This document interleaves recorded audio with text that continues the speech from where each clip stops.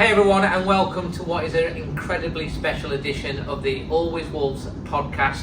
100 episodes, and we're joined tonight by my co-host Manny. How you doing, mate? I'm fine, and thanks for having me here again. Brilliant. Paul Mansell. Hello everyone, congratulations on 100 episodes. Jason Guy. Living the dream next to my hero here. I know, and myself, and we've got Wolves' literal legend sitting next to us, Andy Thompson. 451 appearances for the club, 50 goals. Thommo, welcome to make your debut. Thank you very much. On the Always Wolves podcast. Yeah, thank you very much for having me. THOMMO! There's only one THOMMO! There's only one THOMMO! There's only one Thommo. Now, before we get started, I just want to say the reason that the podcast started, my friend that sat next to me for 20 years, Bill, he passed away 2 years ago, and one of the things that from bowel cancer very, very suddenly, one of the things he always used to say every time we left was always Wolves, and that's how the podcast came to be in fruition. And now, of course, the channel's changed its name to Always Wolves Fan TV as well. He would be incredibly proud, and I'm very, very proud that we've got to 100 episodes. So fantastic. In memory of Bill, we still think about you every day, mate. We're going to be covering today, we're going to be talking about how Wolves have done since Bruno Lage got sacked, and obviously how Steve Davis has coped. Of course, we're going to be talking and getting well in depth on the appointment of Julen Lopetegui. We're going to be asking who could finish below Wolves, and we're going to be, of course, talking about the World Cup, and we're going to talk a little bit about VAR. I think actually we should kick off with VAR after the result and from the weekend, the 2-0 and the VAR decision. What did you think about that, Thommo? Straight into it. Yeah, the polite answer. I just think that, I know I get a little bit of stick off Mikey on the radio about talking about decisions, refereeing, but again, just watching the incident where I think we should have had a penalty before Arsenal have scored.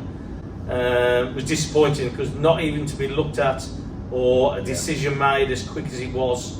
It just shows you about the inconsistency about what's going on with it. Look, I think VAR is a great bit of equipment, but I think it's just badly run at the moment with it, and I just think that something's got to be done with the amount of problems that they've had with it. It's always been controversial about what's going on with the decisions inconsistency. But again, it just shows you that you're looking at it, and it just seems that the smaller clubs seem to get penalised a lot more than the bigger clubs with the big decisions, i.e. not getting a penalty or not even having it looked at the beginning. Jason, your thoughts on that from the weekend? Yeah, I didn't go to the match. I'm a plastic supporter, but my daughter was in hospital. I did have an excuse, and I watched it at home with my son. He was asleep in no time, by the way. But Andy's quite right. That was a stonewall penalty. It wasn't even looked at, and this is the inconsistency of VAR, and that effectively could turn and change the game for Wolves. Give us a bit more confidence. And it's like I said, it's interesting to say more and more people are saying that the bigger clubs are being favoured with these decisions. And the more you look at it, the more you watch it, you can't actually disagree with that argument. It's being questioned a lot, isn't it? Paul, how do you think some decisions like that as well? Because obviously you're doing a psychology degree and all that sort of stuff. How do you think that affects the mentality of the players when decisions like that go against you all the time, it seems? Yeah, I think the first thing to say about that decision is you can forgive the referee at the time for missing it. I was sat in the North Bank and it didn't really, because I was the wrong side of the player of the same ball. with us. Yeah. I didn't really think, that's a stonewall penalty. But then when you watch it back on the video, all the Sky Sports pundits as well, everyone was unanimous, and that makes you think, well, how have they not awarded us a penalty? And being so early in the match as well, it could have given us a real platform to have something to hang on to and cause Arsenal problems on the break. So I think it did play a role in the game. But what I will say to try and defend VAR slightly, controversial, I think we've had a couple of decisions given to us recently which we wouldn't have got if there wasn't a VAR. So talking about the penalty against Forest, penalty against Brighton, I wasn't jumping up and down on the sideline demanding penalties for those, and we did get a penalty on both occasions. So I think there's a lot of room for improvement with it, but I don't think it's been 100% bad for us in every case. But I think Saturday just magnifies that, you know, we're feeling a bit sad about that. Manny, do you think the fact that we had Atwell as the ref and our very close friend Mike Dean on VAR played a role? You know what, we was playing the leaders anyway. It was gonna be a tough match regardless, and when you see those two names on the referee's team sheet, your heart just sinks, you know. And it's the same every year. Where are the new referees? How do they get appointed? How do they, you know, I think Thommo made a point there about VAR. It's not the equipment, it's the people who are running the equipment. Yeah. And these are the same referees who make bad decisions on the pitch, and now we put them in the VAR room. That decision was possibly the worst. I actually looked at it on Sky today. At 6 minutes 51 seconds, Guedes gets fouled. 7 minutes 28 seconds, it's decided that there's nothing to look at. 35 seconds later, now there was an offside and there's a foul. So both of those decisions should have took at least a minute each, minimum. You know, we've seen VAR decisions take 3 or 4 minutes. So how the hell have they decided in 35 seconds there's nothing to look at? And that's where, you know, people start thinking, whoa, is it because it's Arsenal? Are we not going to look at it because it's Arsenal? Let's just quickly carry on and there's nothing to see. Because if we show it on the camera and if we show about 6 or 7 angles of it with a VAR monitor, then we've got to be seen to making a decision, and they've decided to take the easy way out and not make a decision at all and just carry on with play. So that was horrific, because there's not one person who's ever played the game or managed or whatever that would have said that that was not a penalty. It was a stone And it ball. wasn't offside, was he? Because It wasn't offside. It wasn't No, it offside. Well, wasn't. Stevie Wonder actually looked at his VAR at home and he gave it.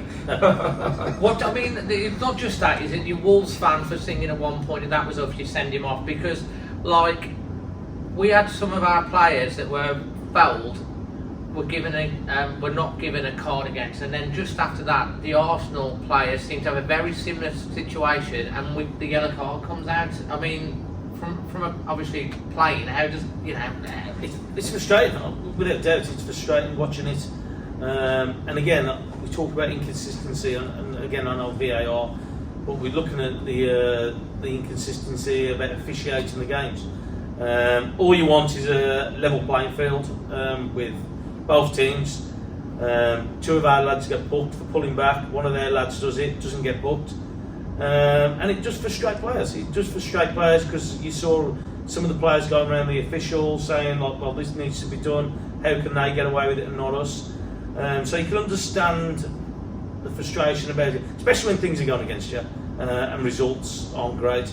You get more frustrated, but it's all you want is consistency across the board with the officials. But just at the moment, it just doesn't seem the way that things are going. And again, with the VAR, with the running of that, do they want to upset their colleagues when a decision is given? Who knows? But it just looks like I'll go and tell them, go and have a look at the monitor, I don't want to make a decision. They're there to do a job, they're there to make a decision, make it easier for the on-field official, but they just seem to fob it off a little bit on it. But again, they say that it all evens itself out. It just seems a little bit harsh at the moment. That it feels like it isn't at the minute. But like, look, it's a great piece of equipment, but it's got to be managed a lot better, and it's got to be done a lot better than what it is. Rugby don't have a problem with it. You've got cricket, they've got it, and I know there's grey areas in football about tackling, about decisions and various other elements of it, but something needs to be done about it. They need to set some guidelines or rules or change the people. Do you think ex-players need to be in the VAR? I was just about to say, maybe they've got to look at that. They've got to have the advice. Look, a lot of referees haven't played the game. I say that they've done a lot of officiating to build their way up through the ranks, and I just think that having somebody there, players, you don't know what players, but it just gives them a look at, from a player's point of view, about what is going on the pitch. We've seen players diving, we've seen players jumping, out the way or getting a foul. And I think that it just gives that little bit of experience of actually playing at that level and playing against that competitive element on it as well. So I just think that something's got to be done. So without doubt, because every week it just always just to see seems to be not the game, but VAR all the time, and we should be talking about the game, and that's been the problem with it as well. You've potentially created yourself a job there, Andy. I reckon, yeah. Andy Thompson down at Stockley Park. Do the Wolves games, Andy. Yeah, I definitely. I won't be biased. Not at all. And we want to say, like, there's any Arsenal fans, we're not trying to be bitter or anything about it. You're a great team. You know, you're top of the table, but like after 10 minutes, if we get that penalty and potentially it's a goal, a goal scoring opportunity, it does change. It does change the game. Let's move on now. We're going to ask you first, Paul. Have Wolves improved under the temporary stewardess of Steve Davis? I think to some extent. I think I've seen a bit more of a better attitude on the pitch, but I think it's been a bit up and down, so I don't think you can categorically say yes or no. I mean, there's been a couple of heavy defeats in there, Leicester for example, Chelsea, but I think we have seen some shoots of recovery. Maybe the darkest moment was that Leicester match, and the recovery starts after that. So I think we would say there's been a slight improvement. What we haven't really seen is a huge improvement in the thing that really matters, and that's wins. I think we've had the cup win obviously, and we've had the important win over Forest, so we would have liked to have got some more points on the board, but I don't think you could really expect Steve Davis to come in, make huge changes and have a massive impact and make us shoot up the table. So I think given the situation he was in, we probably were happy enough with what he's done, and I do feel a bit sorry for him that he's been chucked into that situation with a very difficult circumstance. Someone quoted that it was like he'd been put in a lifeboat without oars, and he said himself he would have liked it. He would have liked to have got a few more points. Manny, your thoughts on You know what?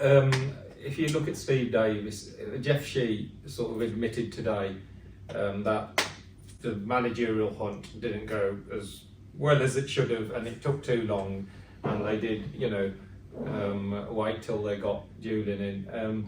Steve Davis, would he be appointed as manager, no disrespect to him, to any of the other 19 Premier League clubs? And probably all of us would agree no. So he was put in a position which was probably beyond his station. Yes, he improved the desire, I thought. I think he improved a little bit of passion on the pitch. We saw it was a bit more visible and on the sidelines.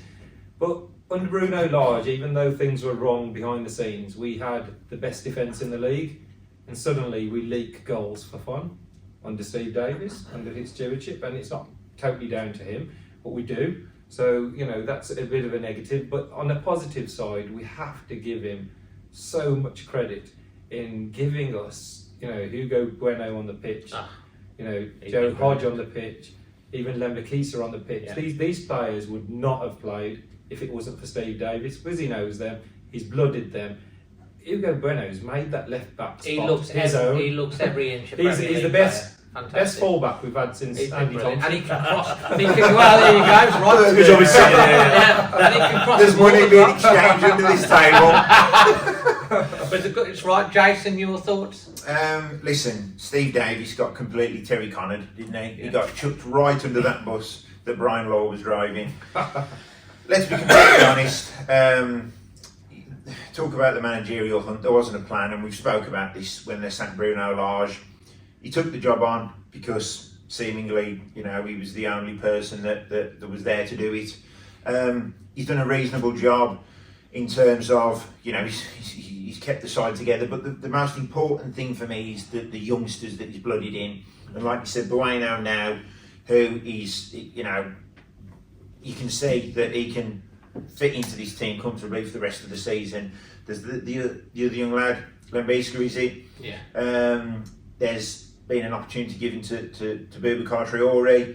I know we just signed him, but he's giving people opportunities as well, which seemingly might have not got an opportunity. Joe Hodge. He's a player as well. Absolutely. So that was good to see. But he works on the training ground with these players week in, week out. These young players, I just hope, well, I'm sure he will do, go back to doing what he's good at, working with the young players, and then we can see some more of these youngsters blooded through. Absolutely. And what are your thoughts, Thommo, on Steve? Look, so I think he's had a difficult job coming in. Looks like boyhood Wolves fan. Be proud to take over it. So probably not in the circumstances that he had it. But again, with injuries, with players being out, suspensions that have come into it as well, it's been tough for him. So, and credit to him, he stuck at it with his hands, well, one hand tied behind his back, a little bit with it as well. But look, he's come in, he's tried to do his best shot. Great that we've blooded some young lads coming through. It's given an opportunity. It's given the fans an opportunity to see what we've got as well with the academy. So it was always going to be tough. It was always going to be tough. But he handled it really well, spoke really well when he's done his interviews, and he's come across really well. But again, it all comes down to results, and it's been tough for him. I think it's been tough. But again, I think that he's handled it well. Just unfortunately, he couldn't get the results that we needed to just before this break. Absolutely, and he's handled himself with such integrity as well, all the way through it. With and he's good win against Leeds as well. Oh yeah, Kept us in the cup. Look, you know, and he deserved that, didn't he? Yeah, Really he did. Yeah. He did deserve that. What a goal from Boubacar Traoré as well. I mean, what are you? I mean, talking about Hugo Bueno, because like I just think he's been an absolute revelation. Yeah. Boubacar Traoré in the middle. He's young lad. And I know there's like Neves and Tenure in there, and so like Nunes as well. Yeah, they've been good players. Mateus been injured, going out, and it was an opportunity for him, and that's what it's all about. When people get injured or people get left out because of form, there's always opportunities for people to, and you've got to come in and take your chance, and that's what he's done. He's come in, he's shown that he's eager. Yeah. He can get around the field, and what he's done now. Got an engine, hasn't he? Yeah, well, we needed it. I think that we needed it in there, because you look at the Premier League, there's quality players throughout that, and that's one of the areas that we probably was missing a little bit. We've got enough experience in there, but probably it gives us that little bit more legs in there as well. So, but I think he's done really well. Still a lot to learn. He's going to gain experience, but I just think that when he's come in, he's shown what he can do and what he can offer the team. So yeah, he's done well. And I'll tell you what, because he's a disruptor, and he has such joy in closing and trying to get a tackle in. But like some of his close control as well, you saw it at the weekend. Yeah, he's got that as well. He's a fabulous midfield player. I just think, for all the criticism Wolves quite rightly do get for spending a hell of a lot of money on Nunes, Guedes, Fabio Silva last year, that's 100 million quid, and there's 3 players we haven't really seen anything from. And now we've picked somebody up from the French second division for next to nothing. Well, he's on loan. He's on loan, but I'm pretty sure it won't be a huge. It's about 6 to 8 million euros. It's absolutely nothing. Yeah. And he does exactly. He wins the ball. He presses first, then he wins the ball, then he keeps the ball, and then he passes it to another player of his own team. He's not afraid to shoot. He's a high premium for that at Wolves. We would, yeah, and it's just exactly what you need in the middle of the park. Moutinho has been a wonderful, wonderful servant, but you can see he can't get around that pitch. Yeah. Just gives you legs in there, doesn't it? That's the thing. Yeah, and he's the one. He's on somebody's back straight away. He's got a foul in him, we know that, and he gets the yellow card. But I think we'll have to live with that because he's there on your toes. He's not giving anybody a second. It seems like he's got an infectious character as well. The goal, the joy. Well, would it be fair to say though that he's got a bit more hunger than some of the other players? Because listen, there is players there who know that Wolves isn't the holy ground for them and they can move on, whereas he's come in and he looks like he wants to be here, he looks hungry, he's playing with a smile on his face. You could say the same for Hugo Bueno as well, I think. Absolutely. These players are taking their opportunities. They haven't come with a massive price tag neither, and I think that makes a difference. Absolutely. Well, I think, Steve, we appreciate that you've held the fort and stuff like that for you and for us, and well done on doing as best as you can. In fact, Steve Davis is in Thommo's pocket because Thommo only marked him out of the game in the Sherpa Trophy final. But we don't want to talk about that. That's true. We don't want to talk about That it. is absolutely true as well, yeah. Yeah, we did an interview with him, was it last year or the year before? And I kindly reminded him, so it was always nice. Brilliant. That's just class. Well, obviously, Wolves have finally got their man at the third time of asking, third time lucky. J-Lo, Julen, Lopetegui is coming. Paul, what's your impressions of him so far? Very positive. I think a big factor as well that we need to take into account is that this third time round, he's actually approached us, which I think says a lot about his intentions and about his desire to come and make a difference. He's not coming knowing that we're on the cusp of European football and knocking on the door of the Champions League spots. He knows exactly our situation, yet he's still approached Jeff Shee again, having turned us down in October, and he's proactively sought us out. So I think that says a lot about his character, which pleases me. He seems to have an aura about him when he was walking around the pitch before the match on Saturday. He appears very confident, and why wouldn't you be when you've won a Europa League, when you've managed Real Madrid, when you've managed Spain? Undefeated with Spain as well. You are a world-class manager if you've managed at that level. So I think it's a massive coup for us that we've managed to get him. And if he can't save our season, then I really don't know who can. So my initial impressions are very positive, and I think he's brought a sense of hope again back to the supporters. Because can you imagine now going into this break, you bottom, there's no manager still. How would we all be feeling? I think at least we It'd be a can go totally in. different podcast, probably. Yeah, obviously we're concerned and we're worried, but I think we have hope again now, and he's a big reason for that. Manny? It's probably the highest profile football manager we've probably ever appointed. Spain and Real Madrid. You don't get a better CV than that. You turn up for an interview and say, "Who have you managed then?" Porto, Spain and Real Sevilla Madrid. as well. Okay, where do I sign? And that's it, And so, when he went to the World Cup, and then he'd agreed to go to Real Madrid, and Spain got rid of him, didn't they, before the World Cup, because they'd heard that he was going to Real Madrid. So, Real Madrid don't just appoint anybody. Yeah. They've got the pick of the world, and they decide to go for him. So it's quite a privilege to have him here, and he's took a bit of a risk. He's come to the Premier League, which is obviously somewhere he wanted to manage, but he's come to a club that are rock bottom, and have got a lot of problems.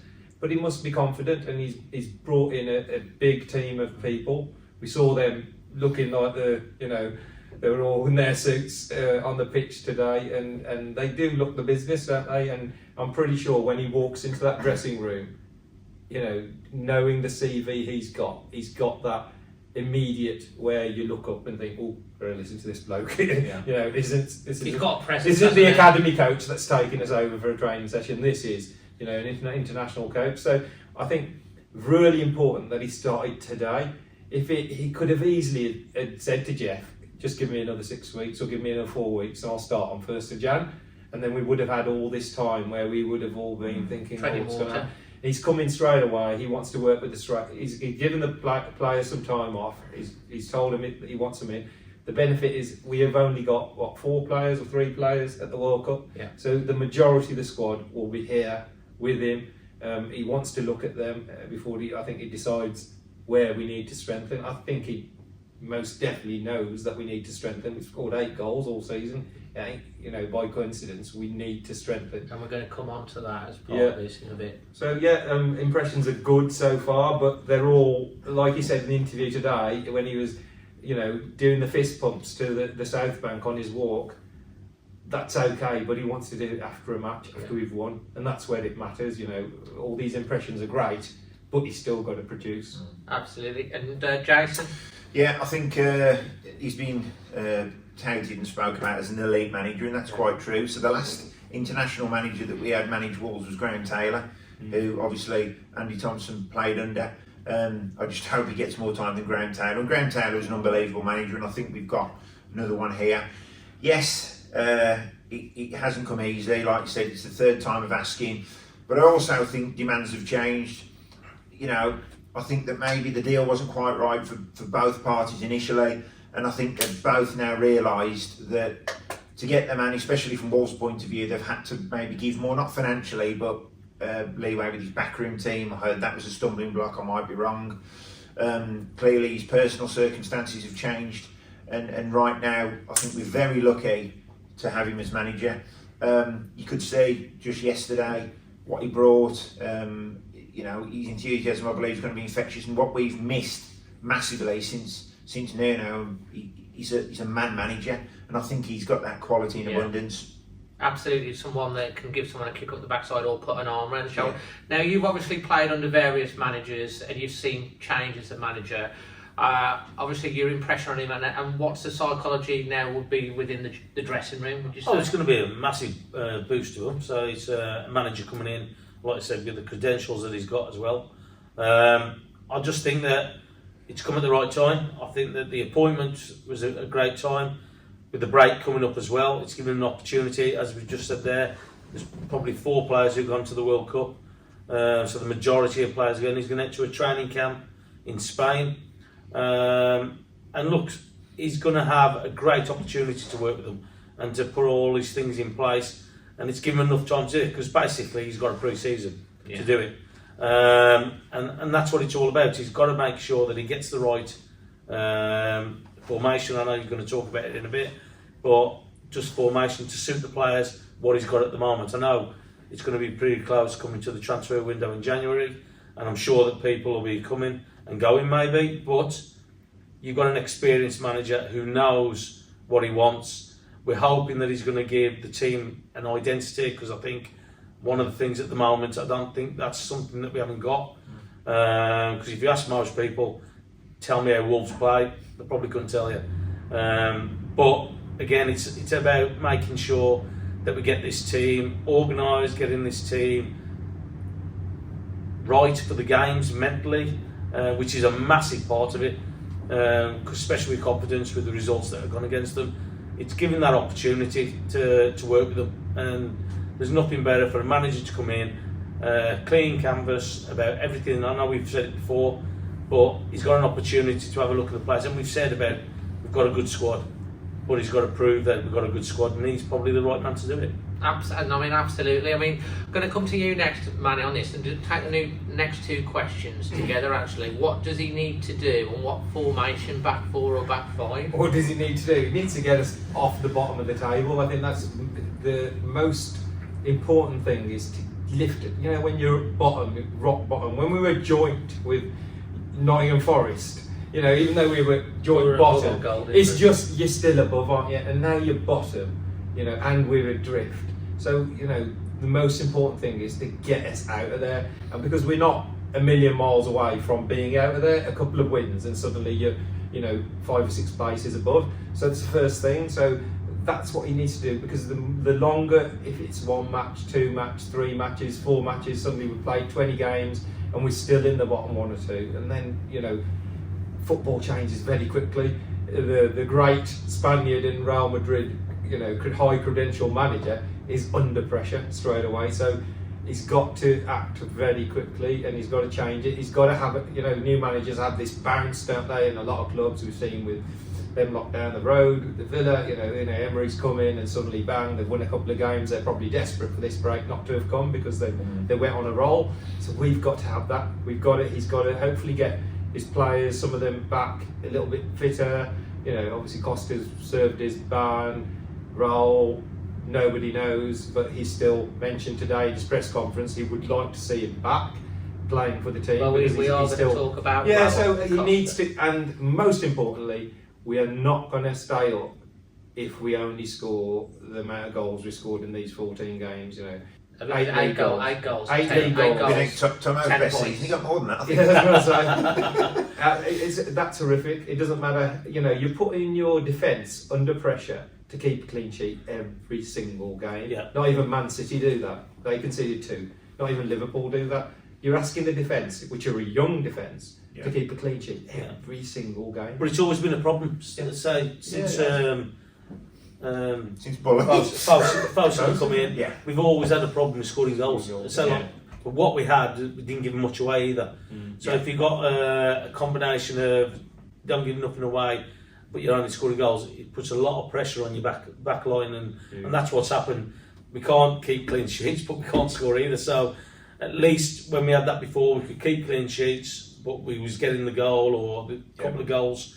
But that's one bit of the big problem. We've got to stop conceding goals. We've got to stop leaking goals for the big thing. Do you think, a big issue has been we've had wing backs playing as full backs and they've not felt comfortable? Yeah, so it doesn't suit everybody, does it? And that's the problem as well. So like you look at what we had with Doherty, we had then that right hand side. He was ideal for the position, was it? Because people always spoke about him saying like, oh, he's not the best defender. But I'll tell you what, once we changed that formation, he was probably one of our most effective players, attacking wise as well. And look, it was always going to be a problem once we started to change the formation or we wanted players to come in. And look, it's the way that things go, that players get moved on or players move. But sometimes it can be unsettling for the formation that we're playing. I just think that he's going to find out in these 5-6 weeks about what formation he wants to play, because he's going to have to sort out a formation that's going to suit the players that he's got at the moment. Either it's a back four or a back five. He saw with a back five the other evening when he come to the game. So he's going to find out on this training camp what he thinks is going to benefit the club, the team, to get results. Because the first thing you've got to do is stop conceding goals and say, because it's always going to give you a platform to build on to get something. You can win a lot of games 1-0, but if you keep conceding, we aren't good enough to chase games at the moment. I mean, if we keep conceding, we're not scoring more than one goal generally. No. I mean, we know that Lopetegui generally likes to play a back four. I think he has played a back five in La Liga against the likes of Barca and Real Madrid. He's done that. He's quite pragmatic in that way. Jason, your thoughts on what you're looking for straight off? Well, I've heard when he took the job on, he was looking at the league table upside down. Listen, you're going to come back with the strongest team in the league, are you? Listen, Jason's jokes here. I couldn't agree, with any more than what the guys just said. And I don't want to say this, Paul, because you don't want to hear it, but it is a huge job that he's got on his hands. With regard to the formation, I personally think the way we play, or the way the players we've got, bearing in mind we've got he's inheriting a really, really individually some good players. They're just not gelling together, they're just not playing together. We lost a load of leaders in the summer. We know who they are. We've lost a lot of players. So he's inherited on paper what seems a good team, but he has got to get them playing. He's going to obviously add his own personnel, which we're going to speak about. With regards to the formation, it's very important that when you've got wing backs, that you use them to the best of their capabilities. If you're playing a back four with wing backs, it is a danger. There's no cover. There's not the left-sided defender who can move to fall back and vice versa. We've got a very young defence at the minute with Bueno, Kilman and Collins as well. So I think with a back five, with the wing backs either being Bueno or being Semedo on the one side. I mean, Semedo, when in that back five, looked a better player. Yeah, he is. Straight away, because he's got more cover defensively. So for me, because he's not an out-and-out defender. No. But Bueno doesn't look like an out-and-out defender. Ain't Nori definitely isn't an out-and-out defender. Johnny probably is, but the other guys aren't. So I think we've got to play to our strengths. I go for a back five, but I wasn't in that seat today taking the job on. Well, it was interesting Saturday the other night, Lopetegui coming for his first game, and all of a sudden we changed the formation. It'd be interesting to see. He did have a very, very long chat with. Yeah, so that might have been one of the discussions about changing the formation with the way that we've conceded goals and the manner that we've conceded goals. Yes. As he changed that formation, just saying, look, maybe we might be better off going like this, especially against Arsenal's front line, who are a problem. And we did well in the first half. I thought we did. We did. Martinelli and Saka, I thought that we played really well against them, because they're two of their big main threats on the wings that caused teams problems this year. But I thought that the two lads handled it really well, Bueno and Semedo. And look, it's all about trying to do it, but you've got to focus for 90 minutes. That's the problem. We switched off for the goal in the second half, where we've got caught again with a 1-2, which teams seem to be catching us all the time. And look, inexperience maybe, at the back. It could possibly be that, but again, it's something that the manager has seen. I'm sure he's watched videos. He's watching training videos. videos. Well, I saw him when he went to the training ground before the game the other night, and he was up on one of the towers what they did the video and off, watching the training session as well from a distance. But look, he'll have done his homework. He's come here as an experienced manager. He's not just going to come in and go, okay, I'll have a look at you now. He's done his homework on everything that we play. Our games probably over the last month or so, he's probably looked at in detail with his coaching staff. As I said, somebody touched on, I think he's brought 6 coaching staff with him.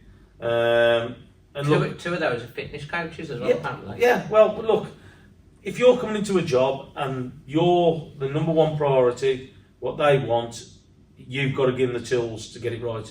And that's the thing with it. He's coming, he's gone, okay, if you want me, this is what I want, because this is what I need to make this club successful or to get results what I need. And by you're going to go, okay, fine, you can have it. He's always been the number one choice.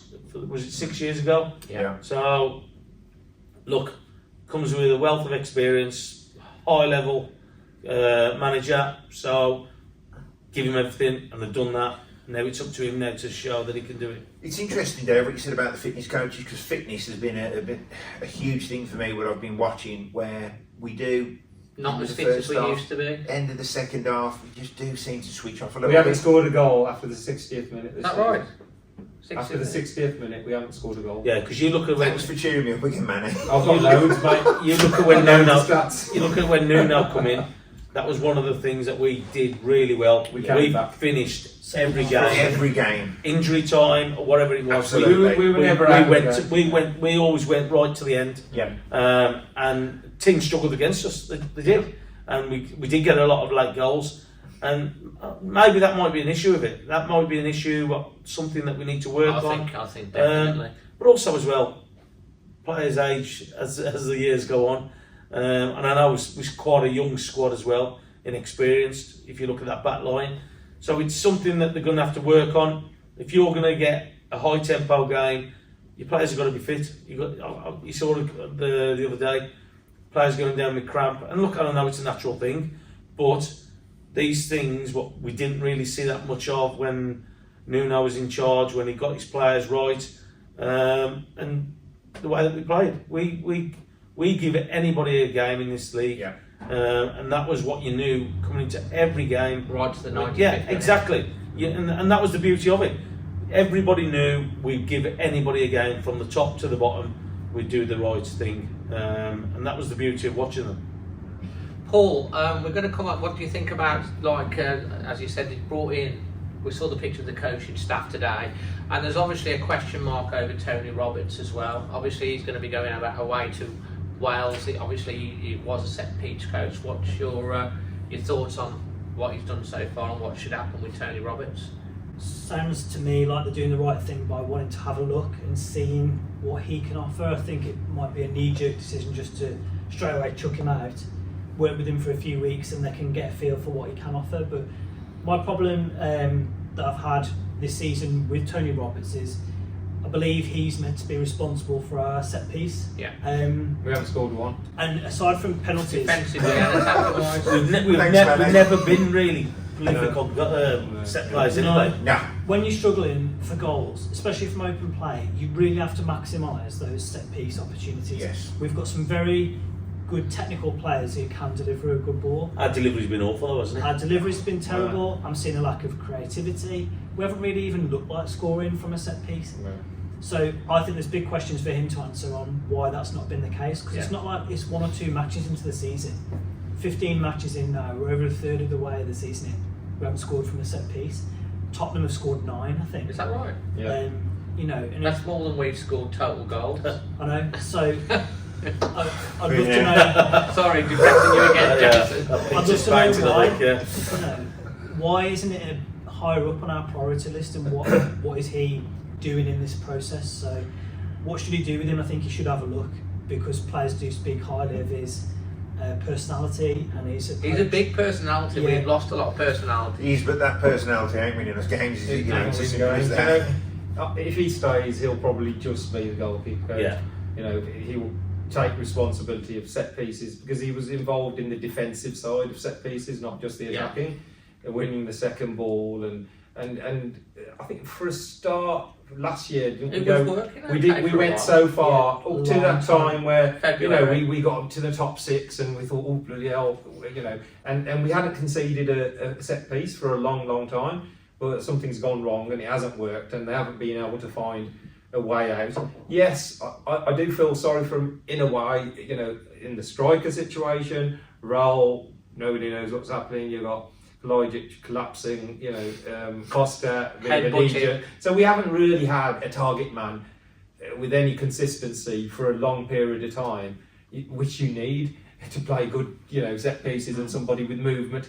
We don't see the run to the near post, the run to the far post, someone pulling away. We don't see the natural striker movements in a box. We don't, do we? No. Because we haven't got one. You know, so that doesn't help with set piece delivery. But I can see Tony Roberts might stay there as a goalkeeper coach. I don't know if any of the Julen Lopetegui is a keeper back in as well. Yeah, it was a keeper. We like the keepers, don't we? Yeah. So, but I can't see him being involved in any of the set pieces because, you know, I think there was a match on yesterday as well, and they brought it up on there. I think it was United game, and they said United had only conceded only scored one set piece all season, which is just one behind Wolves, who have got 0. Hang on, bloody hell, turn this match off. You know, and even in games like that, it's a pretty embarrassing stat. You know, because but it's also a lot of it is on the delivery, though, isn't it? Yeah, it is on the delivery. And so, like, look, you can put training sessions on all you want, but at the end of the day, if they're going out there on the game and not beating the first man, exactly, the delivery's not right. So, like, I know the finger's probably been pointed at him because of that, because he's in charge of all that. But you can't justify that saying, hang on a minute, about the delivery when the players aren't getting it right on there as well. And look, for whatever reason, say you don't know, but like that's been one of our biggest problems, is missing that first man and the delivery being right. I'll tell you who has got good delivery, Conor Ronan. Yes. Yeah. You know, he has. He's one we haven't mentioned, but you know, Ronan has. I don't know. He was on corners for the. He was the Leeds game. The Leeds game. He was on corners. Yeah. Usually you got the same person on set pieces because they're good. So for ages it was Coutinho. He was our set piece guy. Now every match you go into, Neto was for a bit. Now Guedes takes them. Nuri took a few. It's like we're trying different things because it hasn't been good. But the short corners, I never got that because the corners are direct cross into the box, and we was with nobody who can get near. Well, Do you know what? I get the short corner thing, but not that we did it like 9 times out of 10. You mix it up to keep them guessing. And we wasn't mixing it up, and we was getting pretty predictable with it. With regards to Tony Roberts, my thought process, I'm going to be quite ruthless with it, and it's out with the old in with the new. Give Lopetegui who he wants, put all his pegs in his holes, and then he can live or die and be judged by the decisions he makes rather than the ones that we're, you know, too often we've done that, kept people on. Listen, give him the whole carte blanche of how he wants to do it, a blank canvas, and I think that's the way forward. Bye, Tony. That's no disrespect. Shut the door on your way out, son. And that is no disrespect to Tony Roberts. Not at all. He's not a at solid, all. down-to-earth, sound guy. He's got the Welsh thing as well. We wish him obviously all the best. Not my decision, by the way. No. Jason Guy sacked Tony Roberts exclusive. Well, we're going to get on to now, which is a bit of a contentious thing, and you know, he's much loved player. You know, he's been, you know, gone through the mill with his head injury, but obviously there's been a lot of questions asked recently about what's going on with Raul Jimenez. He's been named yesterday or today as being part of the Mexico squad. They put him on the bench the other day, the day we had a match. Thommo, what's your thoughts on that? Just say how you feel. No, I just think that he's a Wolves player. He's getting paid by Wolves to play for Wolves. It just seems a bit strange that he's been put on the bench for his national team, which is great. But I think that his priority should have been his club team. That he should have been here. If he's fit, he should be involved in the Wolves games until they finish, so then he can go to the World Cup. Great. But look, he got a massive injury, didn't he, against Arsenal with a fractured skull. And it's going to knock anybody about, but like I said, at the end of the day, he's come back in. I know he doesn't seem right at the moment. For whatever reason, he's got frustrated. He's picked up a few injuries along the way as well. But look, there's no doubting about the quality that he's got and what he is as a player to Wolves. And you hear him when he does play for us, what the fans think of him. And look, I'm hoping he comes back from the World Cup and he's on fire and he plays really well for us. But he's a player that we need, desperate. Lopetegui said he'd had a conversation with him, didn't he, as well? But he did actually say at the end of the day, Wolves is his priority, or should be. It is. Of course it is. At the end of the day, so like Wolves are the team that's paying his wages, and they want him involved in one that. If he's fit, he should be here until we haven't got any games left. I don't know how fit he was when he's gone with Mexico. I know he's been back to Mexico for rehab, and I've got no problem with that. If he's having rehab in the better climate, no problem at all. But if he is fit or thereabouts fit, he should be with Wolves. From my opinion, I think that he should be. He can go to his national team when he can after the Wolves game is finished. But for me, his priority should be Wolves. Paul? We don't know all the facts about the situation. Well, they said they've known he's had this injury for 2 years, this groin or whatever it is, and then he had fatigue and stuff like that. It's like, this also comes into question what we were talking about. If that's the case, why haven't they strengthened the front line when they've had the chance? Yeah, I mean, I think there's 3 different groups of people that could have managed the situation better. Firstly, from our side of things, I think they've been a bit vague in their communication. When you're using the phrases like fatigue, people are going to ask questions because that is quite a vague term, and it's hard to imagine the extent of fatigue when, it's at the start of the season. It's not like he's played 30 games in a row, so that was a bit strange. Secondly, himself could have managed the situation better. Your social media posts about promoting stuff and tweeting about Mexico, it just seemed a bit he did put a story up on his Instagram when Wolves got a result the other day. Leeds, he did put something up on there, but I think he could have perhaps managed that situation better. And the Mexico situation, they put their hands up for that about naming him as a sub. He never was going to come on the pitch. He wasn't even dressed to play, but they got that wrong as well. Yeah. So I think all 3 parties could have handled it better, and I think communication's a big reason. And I don't think really we know all the facts as to what has been going on, because I think something smells a bit fishy if he has wanted to really distance himself from the club. So it does make me worried a little bit. Manny? You know what? I'm going to defend him a little bit because he's had a lot of attack, from fans, and people have pulled him out a little bit, and he's done beyond what we thought he would do when he first signed for the club. I didn't think he was as good as he turned out to be. He had a horrendous injury which he could have died on the pitch. Yeah. How that affects him, only he knows, right? Nobody will ever go into his head and actually wonder how that really affected him. My major problem was every time Steve Davis was asked a question about him, he used to say, I don't know what's happening with Raul. Now, you've got to know what's happening with your player. You should be banging down the doors to your medical department and say, where's Raul? Why isn't he here?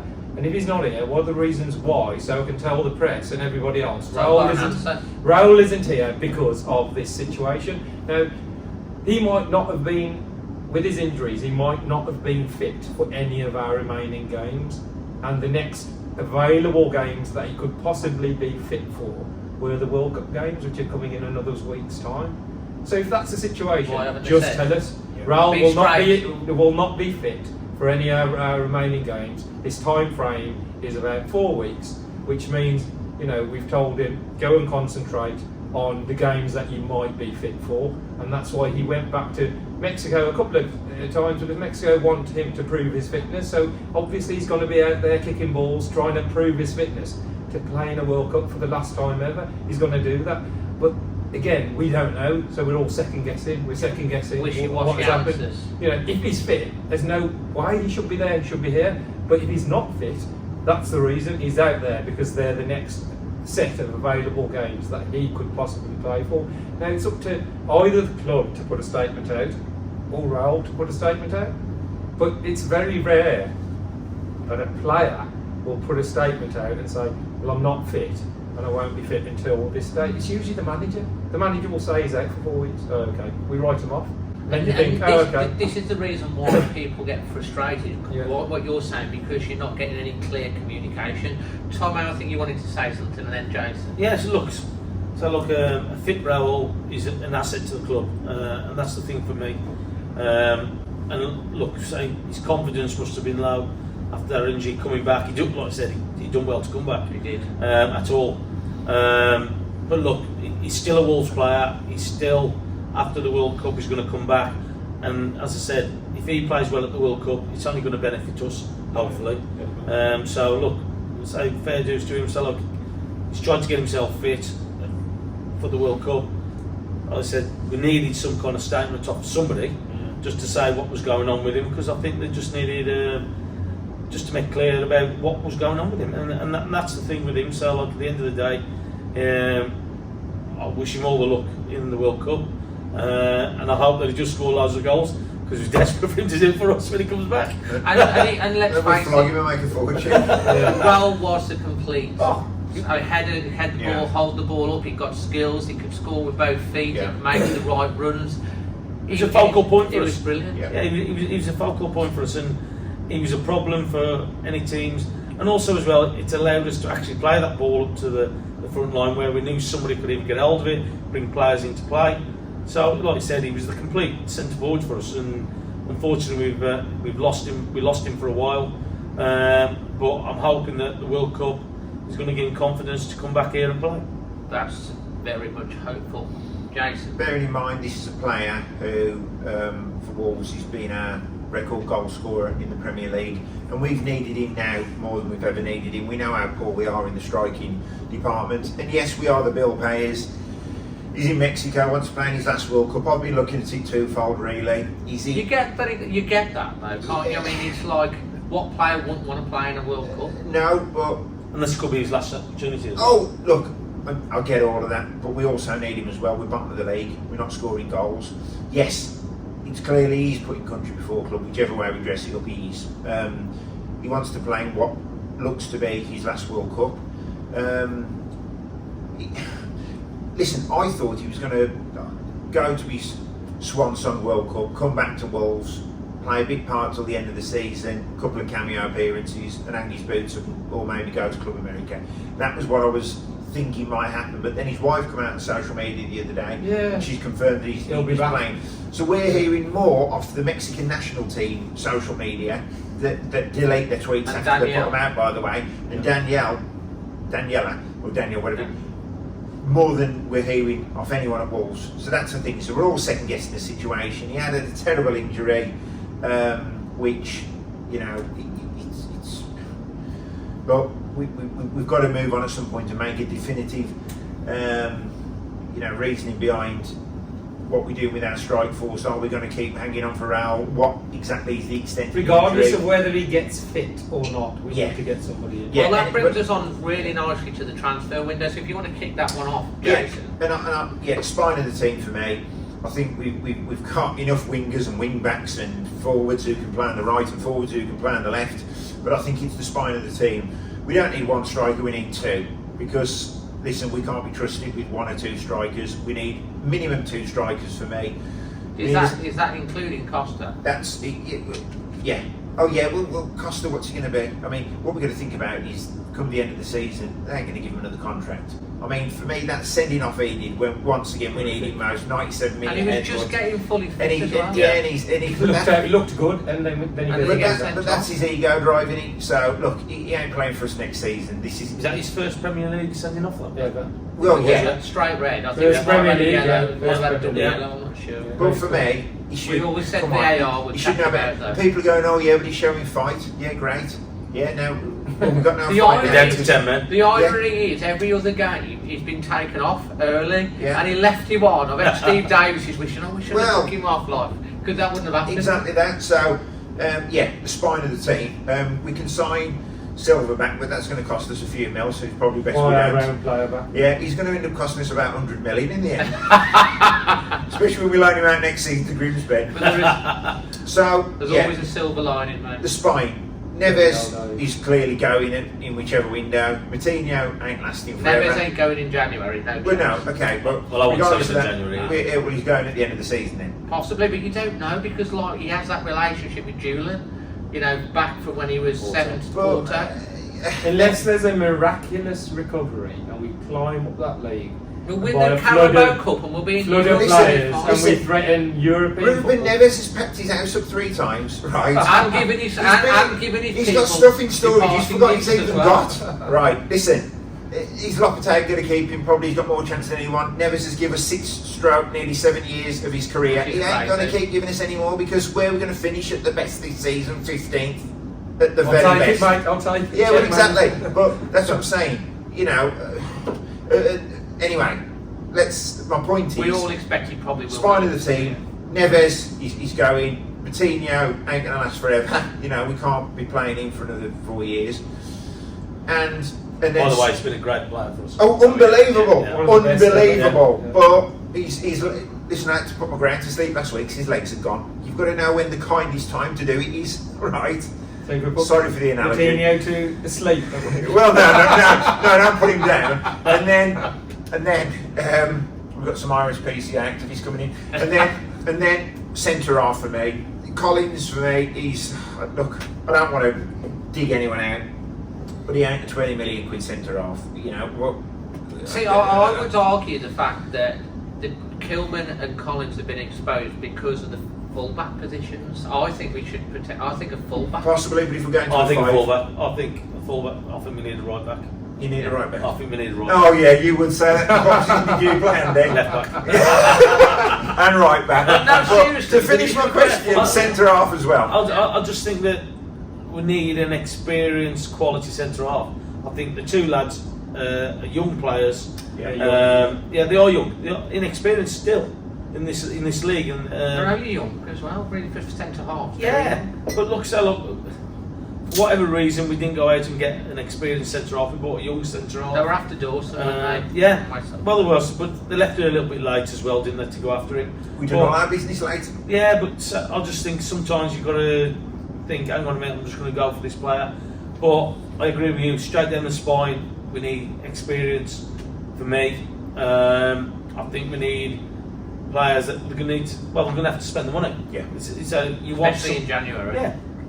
But look, you ain't going to get anybody in January for, and well, it's going to be stupid money, isn't it? So It it's- is. But if it's going to keep you in the league, you're going to have to do that. But there's no way on God's green earth is Lopetegui going to take this job on without having funds promised to him. I think that's for definite. I think Oh, that would have yeah. been a thing. He's like, Or they're going to renege on it and chuck him right under the bus and go, yeah, no money, sorry. like Dean Saunders. Well, yeah, yeah, exactly that. They're going to do that, are they? They can't, not to preserve our Premier League status.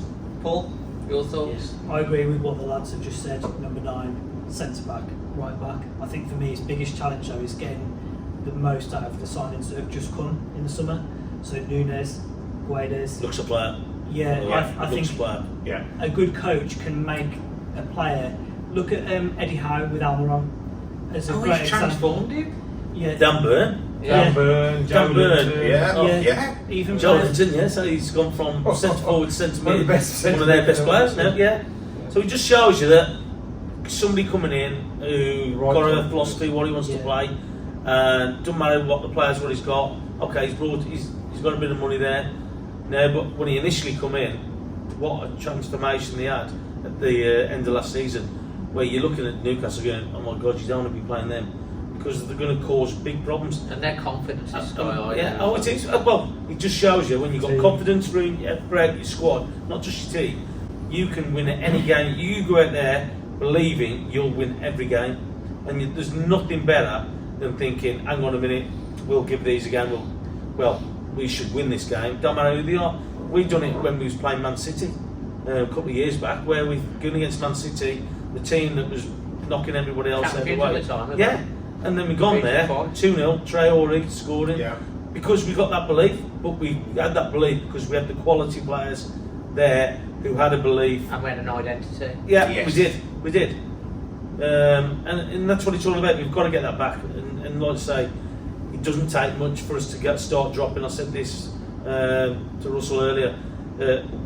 it's really hard getting yourself up there and keep going consistently. But I'll tell you what, it's so easy just to slide down just by missing a couple of transfer windows where you don't get players, but all of a sudden, before you know it, we're where we are now, bottom of the league, just because possibly we didn't get the ones that we wanted, or we didn't pay for the ones we wanted.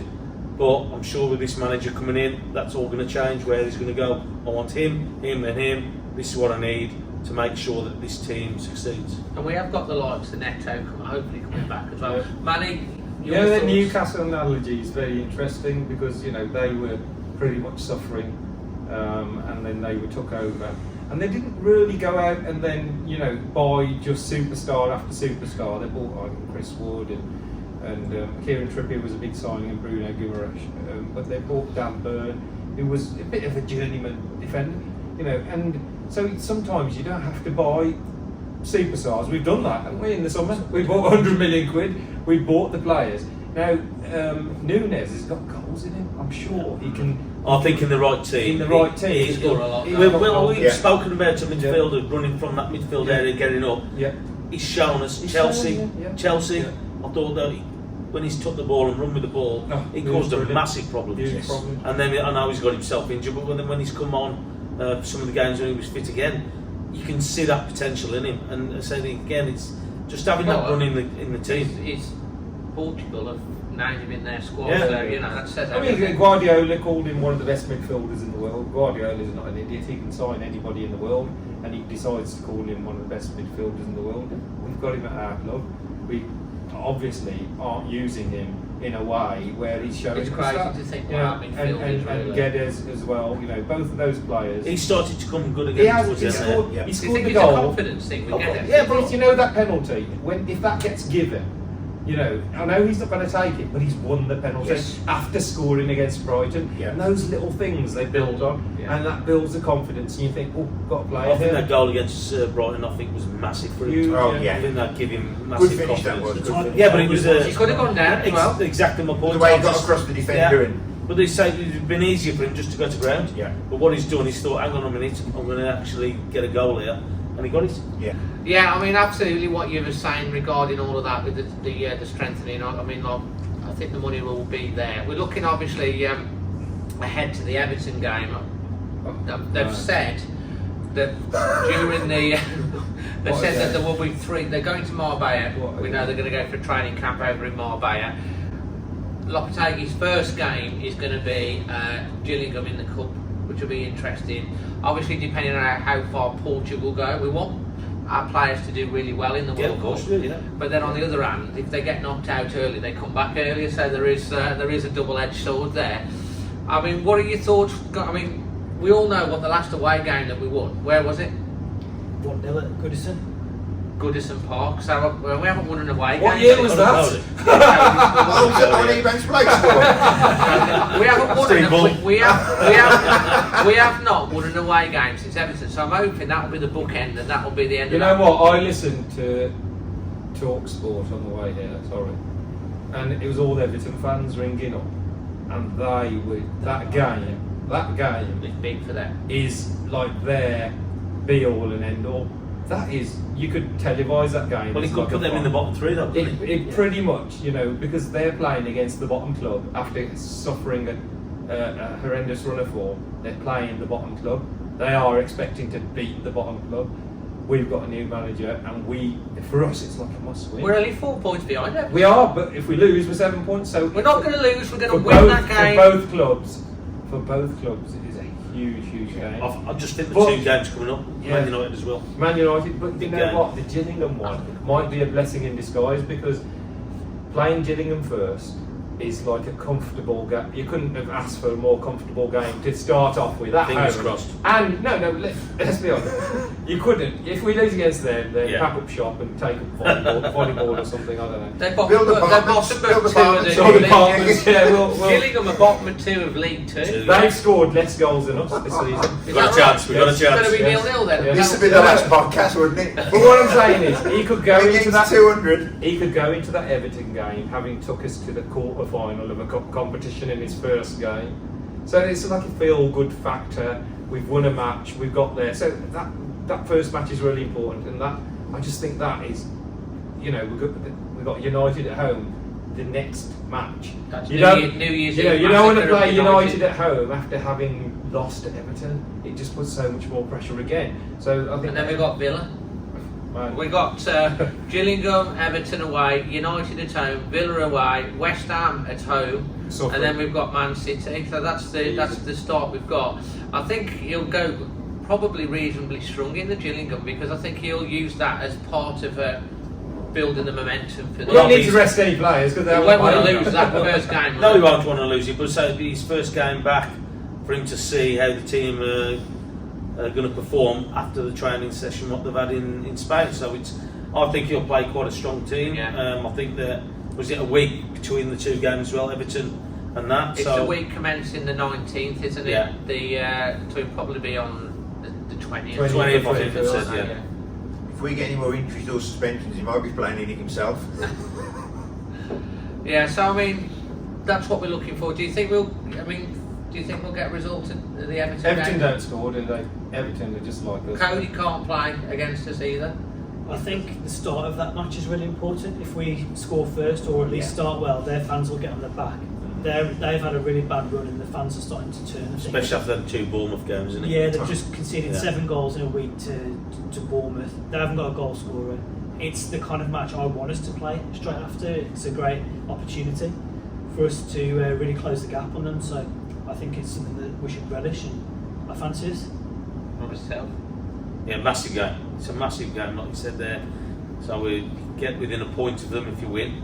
7 points adrift, unfortunately, if you lose. So it's going to be a massive turnaround. And look, everybody's going to know what it means to the club and what it's going to do. You're coming up against a team that's just 4 from bottom. We're bottom, and it's going to be crucial. It's going to be crucial. With Man United coming up, Villa can go either way, can't it? West Ham at home, and then Well, Man they're City. another team. They're on. You know, Yeah, they're on a well, bad they're talking run. about David Moyes getting the pressure on him as well. So there's a lot of pressure around those clubs as well. So look, it's an opportunity. New manager coming in. If you're not going to get confidence from that, I don't know what will. With the way that things are going. Don't you think it's almost like the season? We're starting the season on -4, basically. Yeah. With 23 games. Yeah, it's just an appointment at the right time with the break coming into it. It's giving this manager an opportunity to see the majority of his players, because some are away with the World Cup, and work on a lot of things to get it right. And look, that's what it needs. But it needs sorting straight away. It needs to be done straight away. We've got to come back in the new year, firing on all cylinders. We can't afford just to go out there and just go through the motions with it. Well, that's probably a bit too strong, but just to go through the games and struggle in the games again. I think we've got to come out and we've got to take the games to everybody. Don't matter who they are, where they are in the league, and I'm including Man City in that.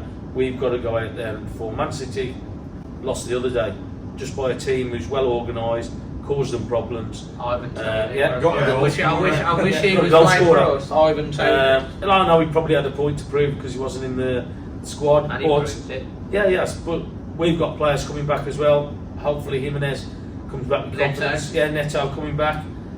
Costa coming back as well. So hopefully we can get firing on everything that we got and scoring goals. Hopefully.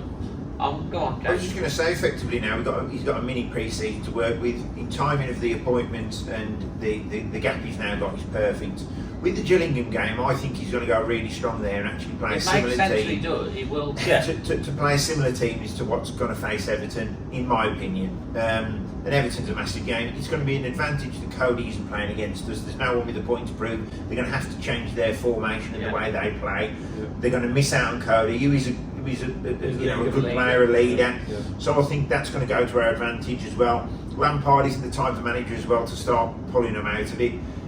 He's holding on to that job by the skin of his teeth. So listen, hopefully that's going to be the final nail. But there's no easy games. Man U, Villa, West Ham, Man City. There's no easy games. But in January, if we can strengthen by the Man City game, we might get a new striker in place by then. Yeah, well, I just think at the minute everything's like a cup final at the minute, Well, considering where we are. Completely. I think every game is a must win. Hey, look, take example from the England cricket team.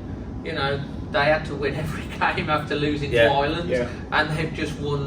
They've just won the T20. I mean, you know, when you get that momentum belief, it can be turned around. It's like a switch, and it is a reset. And we're going to go in, Jason. We're going to go all the way down. We're going to go you, Manny, Paul, and then Thommo. Who's going to finish below us? QPR. Definitely. And we should say Gillingham, QPR. That comment, Michael. What was the comment he made, Michael Beale? Because he hasn't stopped talking about Wolves for since 3 weeks. Yeah. And they haven't won since. First to seventh. It's a shame then. What was he saying, that we was only 4 places above them or something ridiculous? Now one since. Now, which teams could finish below us? Look, I just hope it's any 3. Forest. Yeah. Well, at the minute there's about half a dozen, isn't there? Yeah, in the mix. See, I think Southampton. Southampton are struggling. But I think it's a risky appointment. They've appointed Nathan Jones from Luton. Yeah, that's like. But mind you, Forest have come into form a little bit. Forest have, but Forest don't score like us. They don't score. So are they going to keep clean sheets? Yeah, that's going to be their concern. I think Forest are the most likely of the promoted sides to go down. I think Forest, Everton, and Southampton. I think Everton has never ever been relegated. It's about time. Ever. Sorry, Everton. Oh, I know. Yeah, it's about time. But they flirt with relegation every other season usually. But they're probably more likely than any other club to maybe in January go and spend a bit of money just to preserve their Do you not status. think like Bournemouth, I know they got a result, but do you not think Bournemouth will fall off at some point? Well, I went to the Bournemouth game and I can't believe we've never won it. 0-0. So like, the immense chances, and again, coming down to us converting opportunities, but I think Bournemouth will be in the mix. I think Leeds, Villa. No, not Villa. I'm only joking. Yeah. But Everton, I think, will be in it as well. There's always a club that slips down the table as well, you know, and gets dragged into it. But we've got to score. We've got to score goals. It's as simple as that. If you're going to win any games, we've got to get that right. And so, like, I know we talk about keeping clean sheets, which is great. But the biggest thing for me is scoring goals. We've got to score goals. How long have we been saying that? Mate, I've been saying on podcasts for 3 bloody years. Hang on, didn't you say episode 3? 33 goals in the calendar year, right? 8 this season. You wrote this down? 2 strikers, centre forwards have scored in 2022. A striker hasn't scored in front of the South Bank this year. No, in the Premier League. First goal in front of the South Bank. Yeah, but that was in the cup. We haven't scored one in the league, mate. In the whole calendar year, a striker hasn't scored. You're telling me since the 1st of January we've not scored in front of the South Bank? No, a striker hasn't. We've scored. Ryan Out-Nuri. Before that was Ruben Neves against Watford at 4-0. Before that was Ted Farmer. 1960s. You know when people say, "Oh, the crowds are ripped down and they're not really singing, they're not getting behind it." We've given them nothing to sing about. You need goals. A goal is what gets people up. Yeah. Even a chance. When's the last time you had a really close chance in front of the South Bank? Well, you look at the Leicester game. Yeah. Leicester game. They had 20-odd shots. We had. They had 4 opportunities, took all 4, and we've had 21. Feel better. 21, and I've got loads, man. And their keepers made 1 save. That's something that we've got to improve on massively. So if you're creating 20 opportunities, but their keeper's only making 1 save, something's drastically wrong. But you've got to improve. And look, again, the manager coming in, he'll know all this. He'll know what he needs to do. Yeah. They've got to be making more efforts, more saves from their keeper if you're going to score goals. And it's as simple as that. I know it's simple. Well, that's what it is. But we're all seeing the same thing. We're all saying the same thing. Everyone on social media is saying the same thing. Why can they not see that we desperately need a strike? The hardest thing in football, scoring goals. That's why they play fullback. Every team. But he still scored 50. He scored. We'll have some of your 50. Every team in this league needs what we want, don't they? Everybody does. A striker. What goal? Bearing in mind, Andy Thompson, 50 goals and 451 appearances. Flipping heck, we'd take that, wouldn't we? We'd take that. We'd take that goal. Flipping ain't bad at all. Unbelievable. It's better than try, all right. Yeah. Paul, I'm going to come on to you first on this one. Obviously, you can come in with your thing on who's going to finish below us, but also we're going to move on to the World Cup because it's starting, and this will go out just before the World Cup. We're going to talk about everyone giving how far England are going to go, who you're tipping to win, and who your dark horses. So who's going to finish below us? Southampton, Yeah, Leeds, yeah, yeah, Forest. yeah. Okay, season's over. Yeah, Sail up. but you would take 70, but there are circumstances like, say, if Ivan Toney gets ruled out for the rest of the season, Bournemouth are an average team, and if you took him out of it, we would really, you could see them slipping down as well. So, in terms of the World Cup,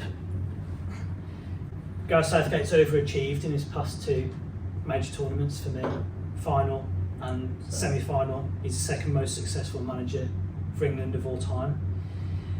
Having said that, I don't expect us to get as far this time, and if they don't get that far, they shouldn't be automatically considered as failures, because it is really difficult and it's sort of known territory with it being a Winter World Cup. I know everyone's in the same boat. In terms of who's going to win it, How far are England going? quarter-final. Quarter final, right? Okay. From what I haven't studied the pathway, but I heard on the radio that there's concerns about the pathway to the I think if they the come final. second, they could get Spain in the 16 or something like Yeah, that. and you mentioned Spain. I think they could be a contender because I think it'll be very dependent on who can control games, potentially in the heat as well. And I think they were very impressive in the Euros in that particular area of the pitch. Okay. Brazil will be the favourites for me. So with their you're going attacking for them prowess. to win, Brazil. They are the favourites, aren't they? Yeah, I mean, Them and I think- Argentina. I think it's hard to look beyond Brazil as a favourite, but I could see Spain causing problems, France, and I think the Dutch are a much better team as well than they were in previous tournaments. They haven't even qualified, have they, in previous ones? So they could be a potential. They've got to do better than dark horse. last time then. Italy, no, not being there as well, which was for the second time in as well, which is obviously they didn't qualify. Manny, England, how far? You know what? England just, it's forever. They seem to have had a pool full of players that are always called the golden bloody generation, but yet they just don't go that final step. And players like Sterling and Kane and this is their final chance, isn't it? They ain't going to get, they've been to the final and lost on penalties in the Euros. So, maybe they've got something to prove. I think it's the most open World Cup I can possibly remember. Yeah. I don't think there's one side that is completely and utterly dominating. France usually, but they've lost all their midfielders. They're all out injured. So they've got good attackers and good defenders. Yeah. But they've got... Pogba's out. Kante, Pogba, their midfield's decimated. It's hard to win back-to-back World Cups. Yeah, as back-to-back well. World Cup. So Brazil are probably the favourites. England, I'd say, quarterfinals, semis at a push. I can't see much. I think Qatar, it's an unknown place. Maybe the conditions, the atmosphere. It's going to be bloody weird. They're not a footballing country. They don't support football like. Do you know it's apparently 47 miles from the most northern stadium Oh yeah, it's all next to the door to most each other. southern You stadium. can walk all of them. You probably You would. could, Manny. No, so I think that will be a big thing for a team to maybe acclimatise to. It's still hot there. Yes, it's winter, but it's still hot. They've got air conditioning in the stadiums. I mean, that's weird, isn't it? How they've got air conditioning in the stadium, but they are.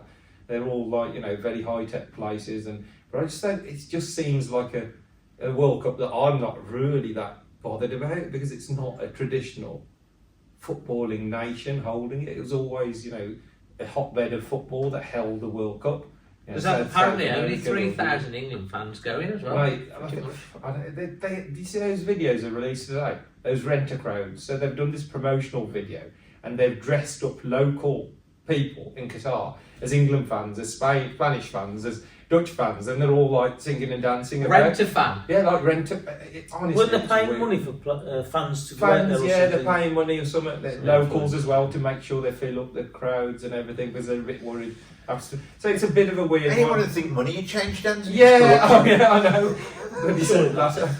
So England quarterfinals. I'll tip Brazil to probably win it. You know, they've just got the pedigree. They always do well. Dark horses, Uruguay. Watch out. Uruguay. Their forward line. Darwin Núñez has just hit absolute form for Liverpool, and they've got 3 or 4 very good attackers and some really good defenders. So they have got some history World Cup wise going. And they like to put a tackle in, don't they? They do. Jason? For me, I can't see past Mexico because I've been watching them train on social media for the past 3 weeks. Is that the only one you watch? It's the only one, just keeps coming up. Mexico and Raul Jimenez. Now, Brazil, I think, personally, I'm not really a huge fan of international football. But yeah, I do think Brazil, with regards to England, yeah, quarterfinals, can't really see them going past that. Next question. Dark horses. Dark horses. Dark horses. Probably Wales. probably England. Yeah, probably Spain. I think. Spain. Yeah. Tommy? Yeah, I think that you can't look past the 2 South American countries, can you? Brazil, Argentina. I think that's been predicted as the final, haven't they? Somebody said. Big bracket final. But yeah, but I think that the Dutch have got a good squad. So that's going to be interesting with them. The Spanish, I think, will be interesting because they'll be there or thereabouts. So that'll probably be my dark horse team, the Spain team. So look, you can't look past, like I said, the 2 South American countries.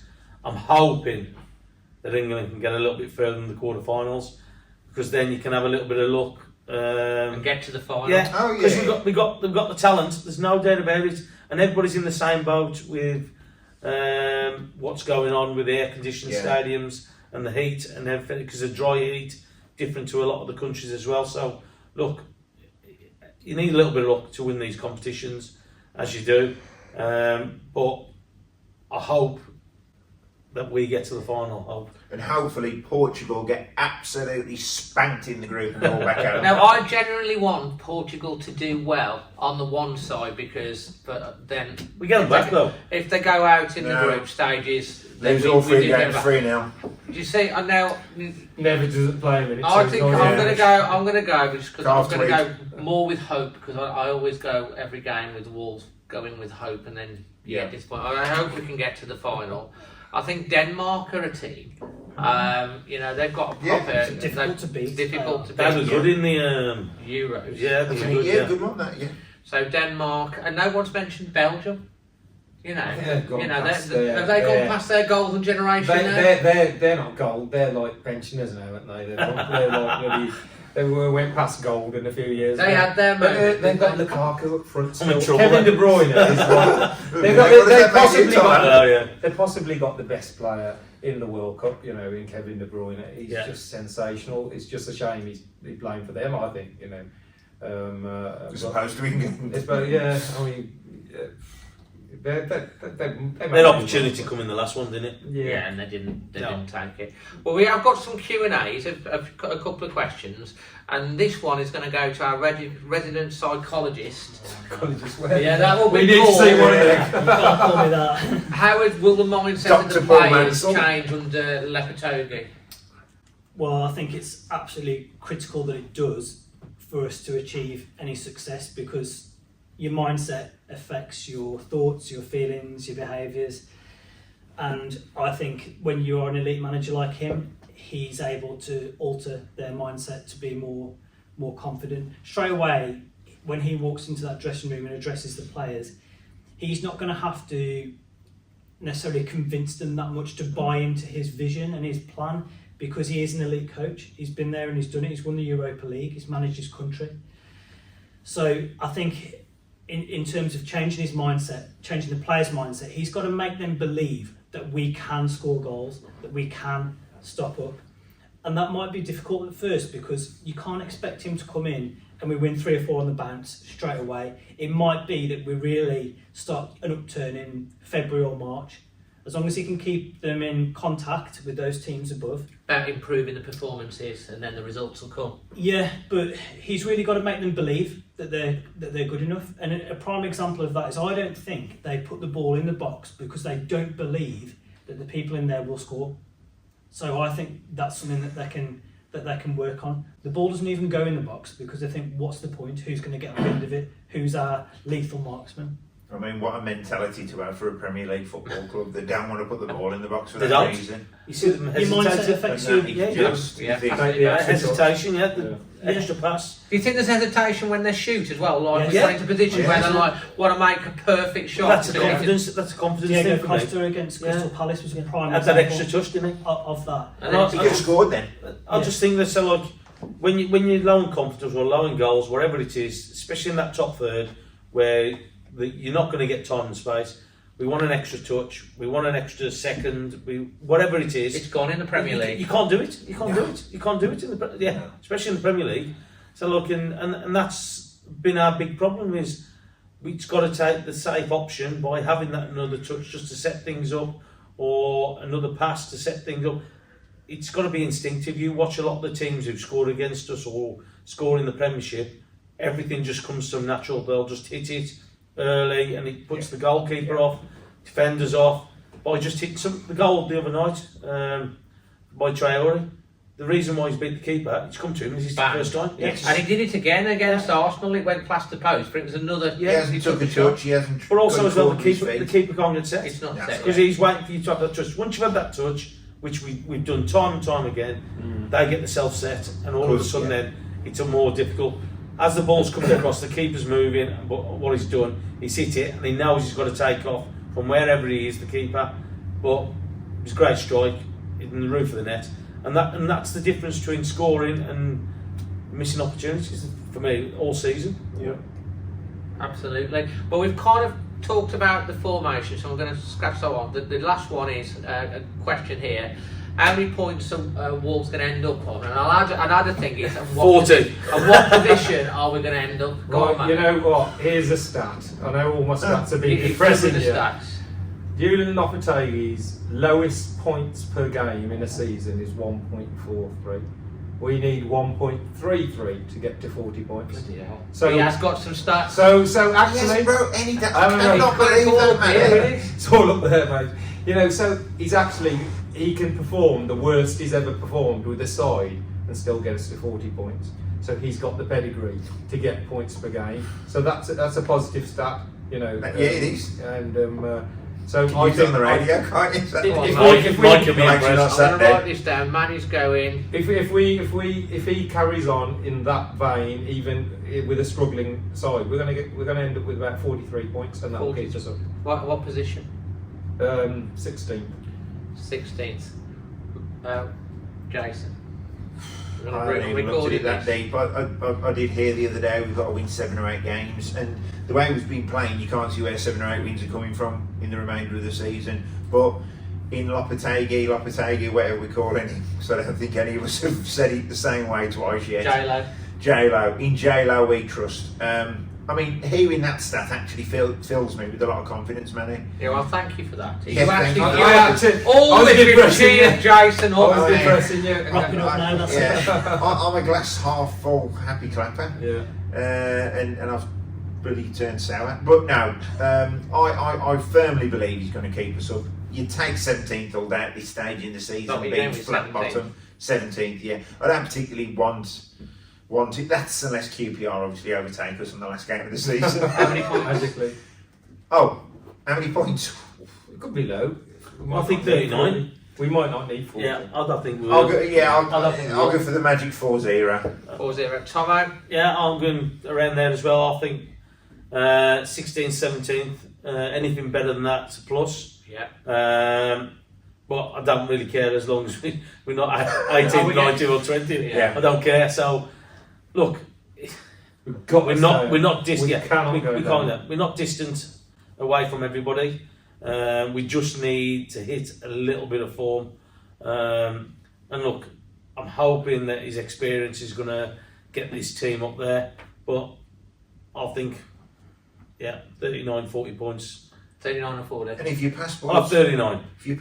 running out of date, I wouldn't rush to get it renewed. Not yet. Paul. I'll say 40 points. And Yeah. I'll say 16th as well. So we need to take 30 points to reach that from 23 matches. That's And possible. if you look at the manager with his track record, if you look at the squad that we've got here, and we will add to it, I'm sure, as well. Is it beyond the realms of possibility that we could get that? And I don't think it isn't. So. I mean, what a different chat we were all having at the start of the season. Man, we were I was saying we had 40 points by Christmas. So you're going 16th. Yeah. I'm going to go 46 points. What? And we're finishing 14th. Bloody hell, Dave. Dave's all Right, how much are you putting on that, Dave? That's going to happen, mate. Yeah, I've been I think thinking. you'll You get, know what? I think you'll get good odds on the book. You know what? You're getting about 4,000 to 1. Even when you look at 8-9 wins, that sounds like, oh my god, how are we going to get that? But you beat Gillingham, you're in the quarterfinals of the cup. You don't get 3 points for that one, no, Manny. no. Go on, Manny. How good are your stats? But hear me out. And you go to Everton, and if we get a win there, you imagine the atmosphere at home against Manchester Oh, it's going to be United. electric. New Year's Eve. Having won a couple of matches Yeah. with our manager's first Premier League game at home.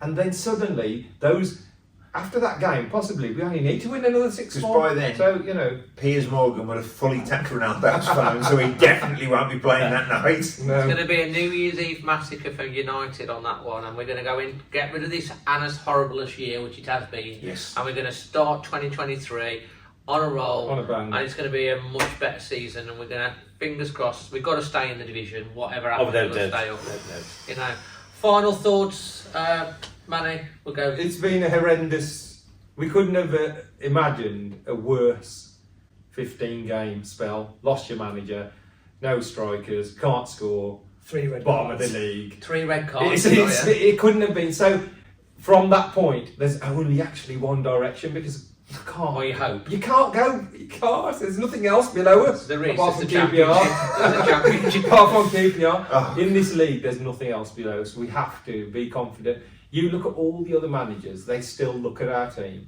and they think, Neves, Nunes, Moutinho, they think, bloody hell, Yeah. what's happening at Wolves? So hopefully the change was that we just didn't have a manager that was able to bring the best out of our players, and now we have, that will change it around, and those teams do fear us, Yeah. They just can't believe we're down there. Paul. I feel a lot better with the managerial appointment, and I hope the darkest hour has already passed. Maybe that 4-0 defeat at home to Leicester when the fans singing. Meltdown. Yeah, maybe that was the rock bottom. I think one thing to add caution is, like I just said, don't expect. It'd be great if you did achieve some overnight success. You do see a new manager Have bounce. patience. Yeah, as long as we're still in touch with these teams above us and in striking distance, then there's 23 games. That's quite a lot. I don't want to wait till the last season. one. God's sake. Can you imagine? Arsenal away. I actually have had an epiphany. Arsenal go over the title, No, I've had we an- need a point. No, I've had an epiphany. Oh, bloody Last hell, match of Dave. the season, Arsenal need a point to win the league. Wolves need a point to stay over. It's going to be like Blackburn all over again. That's pass Remember the ball that? to Just each passing other. it Right, right. yes. Remember that? That was a weird situation. That was. Jason. Yeah. I'm just so hopeful now. J-Lo's took the helm, so I'm quite excited about the remainder of the season. I think we're going to see a completely different style of football. I think that in turn is going to transition into the stands, and we're going to see Wolves being a nice, bubbly, happy, buoyant, joyous place again. And yeah, I think there's going to be a positive end to the season. World Cup break for Wolves couldn't come at a better time. It's I don't think we're going to see a World Cup like this again, and yeah, we're going to have a good end to the season. Fantastic. Final words to the legend himself, Thommo. I just think that it's an opportunity now that we've got a manager, an elite manager that everybody's gone on about, knows his job well, that he's going to come in and he's going to sort things out. Look, it might take time, but unfortunately we haven't got the time. So I think that he knows what is needed for us to stay up and what's needed for us to win games, and that's what he's going to focus on, getting us up the league, getting results and making sure that we get those precious wins that we need. Absolutely. And guys, I hope you've really enjoyed this podcast. 100 podcasts up for Always Wolves, which is a fantastic achievement. Massive thank you to Manny, Paul, Jason and THOMMO, really appreciate Enjoyed it. making Enjoyed this it. Really, we've absolutely enjoyed having you on, and hopefully you can come on again at some point. Would be amazing. And just remember, Wolves' motto is "Out of darkness cometh light." The Julen Lopetegui era has started. The light is coming.